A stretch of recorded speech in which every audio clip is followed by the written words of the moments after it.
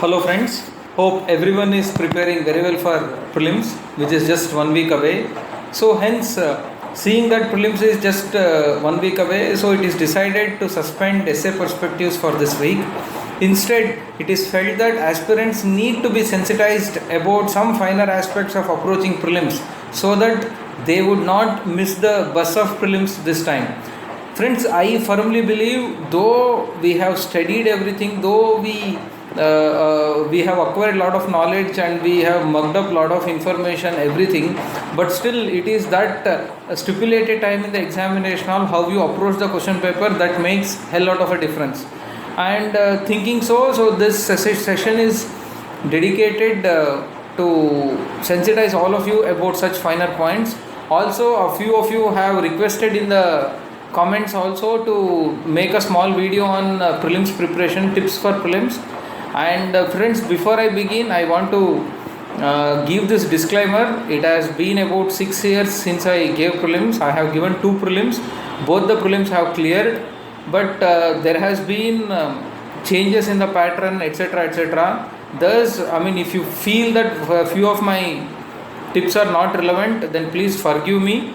So whatever I believed, whatever I adapted, and whatever helped me during prelims to clear prelims in both the attempts, I am just sharing it with you. Friends, first and foremost thing is, I broadly categorize the nature of questions in prelims into 3 broad categories. The first one is those questions which are mostly answered by everyone. The second category is those questions which cannot be answered by anyone.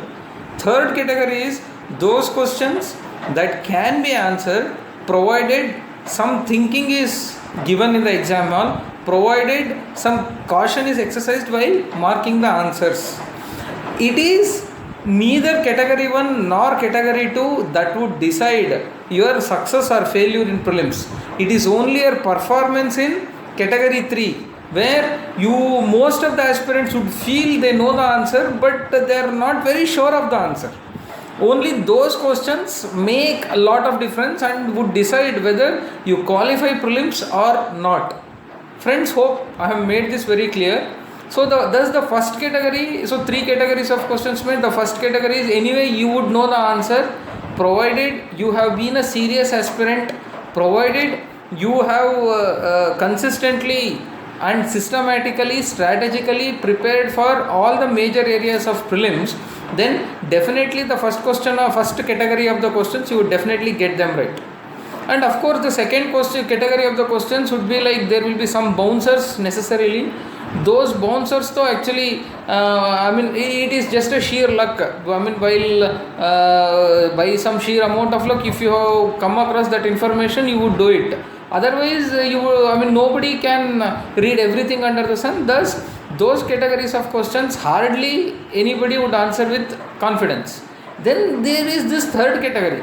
Like for example, the moment you receive the question, you would feel that I think I have read it somewhere, I think I have discussed it with somewhere. Then finally you will be thinking, then what is the correct answer? You are not sure. Then you have to apply some common sense.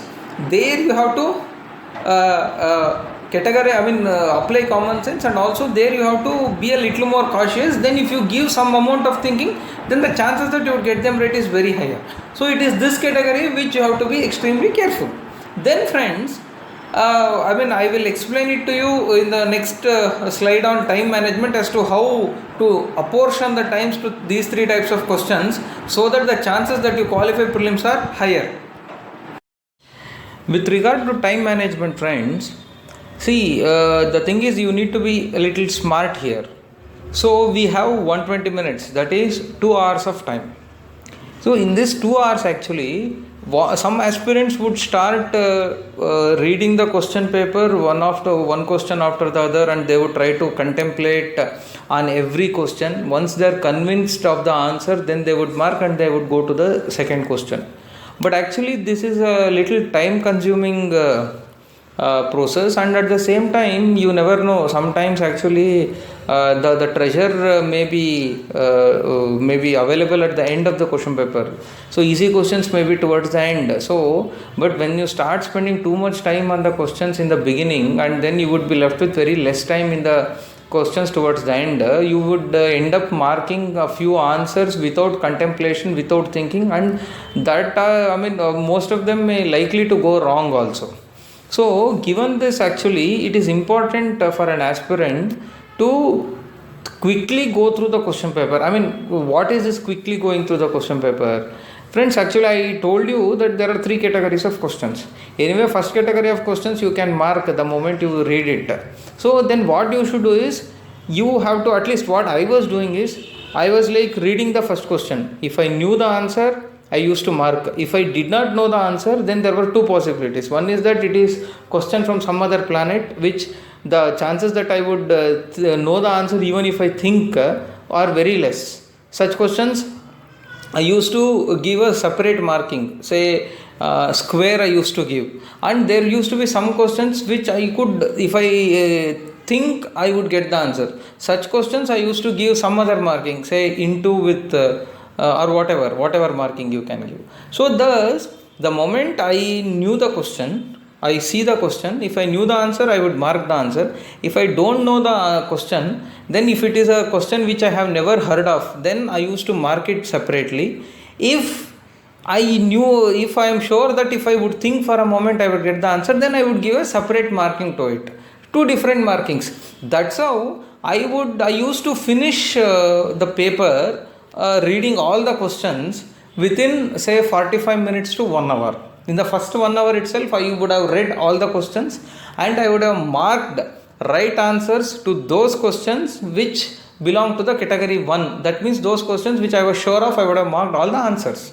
Then after this one round of exercise, then what I used to do is, then I used to go to those questions which I used to go to those questions in the third category. That means whatever I was like, okay, if I think I would get the answer. So whatever questions I have marked with a separate marking, so I used to see only those questions and I used to keep thinking about those questions. It is very important. There I used to think, I used to give a little more time. Then I used to finish the paper like this. Then say in the next half an hour or so, I would have finished attempting almost every question which I could have attempted. Then I used to come to those questions which I was sure that I would not answer. But even then I used to give a little more thought to it. So thus by doing like this, I was comfortably attempting and completing the paper in say 1 hour 45 minutes with 15 minutes at the end as bonus. So this is important, friends. Otherwise what happens if you don't do this scientifically? Towards the end, whatever questions you come across in the say between 80 and 90, let us say you get most of the questions where if you think for a while, you would get an answer. Towards the end, you would not have much time left. So you would end up marking some answer which is likely to go wrong. So friends, this is the best strategy. In the nutshell, I read every question. If I know the answer, I mark the answer. If I don't know the answer, if it is a question which I have never heard of, then I would give one type of marking. If it is a question for which if I would think for a moment I would get an answer, I would give a different type of marking. Once I have done with this process in say 45 minutes to 1 hour, then in the second cycle I would focus only on those questions with a different type of marking, that is type 2 marking, where it will be like, okay, if I think for a while I would get an answer. Then for every question I would think, answer, go to the next such question, think, answer, go to next such question. Once I am done with that category, then I would come back to those questions which I have never heard of. So this is the process in which I used to attempt the prelims. I believe this is a better way to do it. So anyway, choice is yours. Friends, this is the most important critical thing which most of you have to do. This is avoiding avoidable errors. Friends, every aspirant, if he comes out of exam hall, so many of you, at least some for 3-4 questions, you would be like, I knew this but I marked it wrong. This happens to every aspirant. All of you must have experienced this already in your mock tests. I knew this, but I got it wrong. So, such errors are costly. Let us say, I presume that it is the negative marking is 1/3. Let us say one question which you knew the answer, but in some hurry or in some anxiety or in some tension, you have marked it wrong.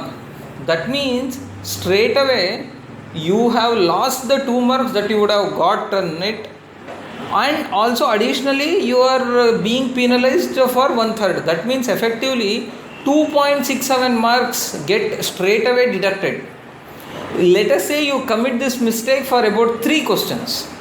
If you commit this mistake for 3 questions, then you are almost like 6 plus almost you are like 8 marks, you are out.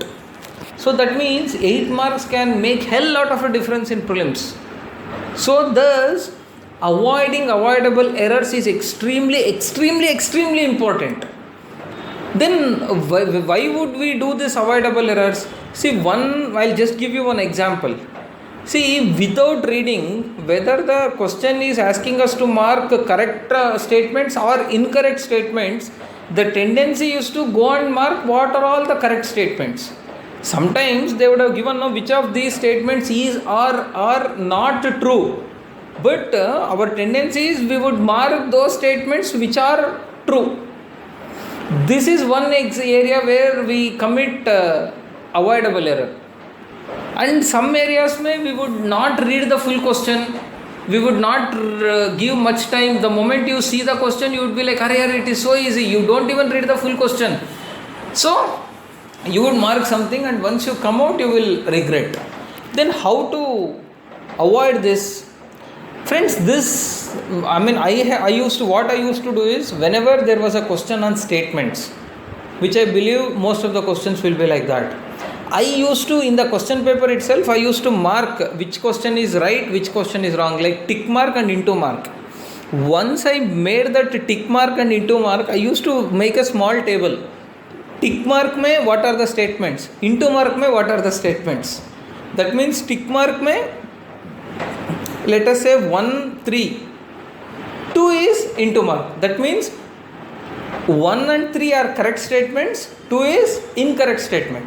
Then I used to read very carefully whether they had asked for correct statements or not correct statements. Then if it is correct statements, I used to pick 1 and 3. If it is not correct, I used to pick 2. Then I used to mark. Like this I was doing. It may sound very ridiculous to you. A few people, aspirants may say that it is sheer waste of time. But to be frank with you, I was champion of committing avoidable errors in mock tests. Okay, I don't hesitate in telling you this, but I was committing so many avoidable errors. But that made me more and more conscious, more and more cautious. I wanted to ensure that at least whatever I knew, I did not want to commit any mistake. Okay, so by reducing these avoidable errors, my score was automatically getting increased. So hence friends, this is one technique. Similar is the case with, match the following also. So read the question thoroughly and make a small table of what are all the correct statements, what are all the incorrect statements, and then pick. And second thing is, we have to be extremely vigilant in identifying some let us say keywords like only, all. So such statements are very important. In the question also, while reading the question, if you come across a word only, then you need to think a little bit and then answer the question.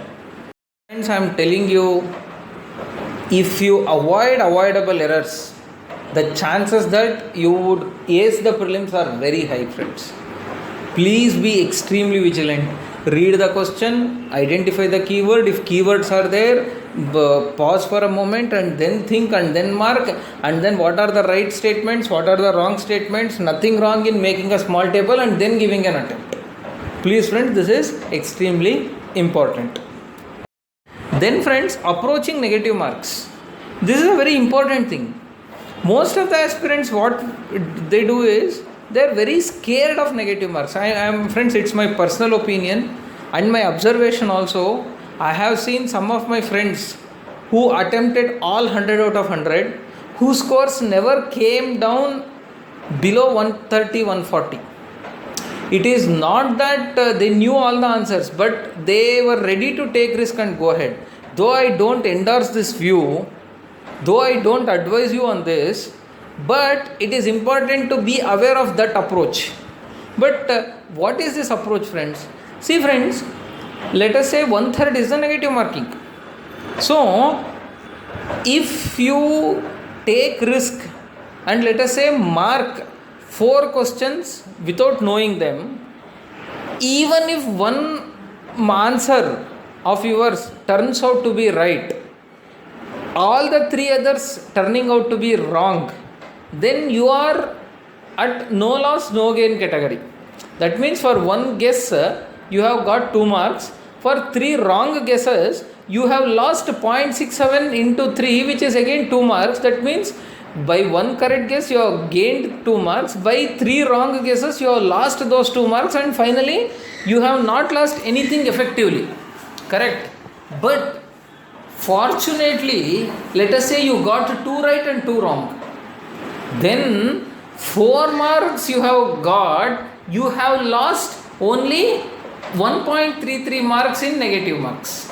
That means 4 minus 1.33, you have ended up gained 2.67 marks more by marking a few questions. Correct? So that means don't hesitate to take some educated guesses. This is what I wanted to tell you. Some aspirants would go to the exam hall with the firm determination that I would mark the question answer only if I know them correctly, which is wrong, which is misplaced. The ability to take educated guesses even to the questions for which I don't know the answer is a very important quality that would determine your score in prelims. So thus, at least what I was doing is, I was not a person who was taking wild guesses to every question. Of course, I was also a little afraid. But what I was doing is, if I was able to bring down answer or narrow down the options to 2 out of 4, then I was taking a wild guess. Let us say I was sure that the answer definitely lies in 2 or 4.